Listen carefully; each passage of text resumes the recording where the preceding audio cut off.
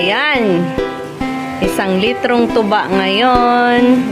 O, dalawang ano pala siya.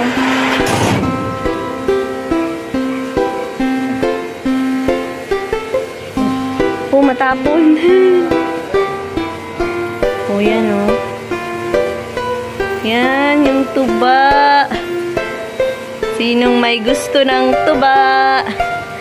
Ayan.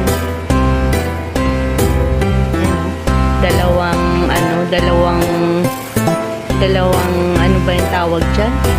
Ano dyan tawag to? Ayan sa lalagyan. Dalawang sagod. Sagod ang tawag yan sa amin guys sa probinsya. So yan o. Ayan.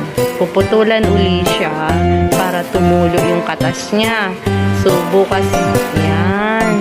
Ayun siya o. Tapos yan. Sasahuran.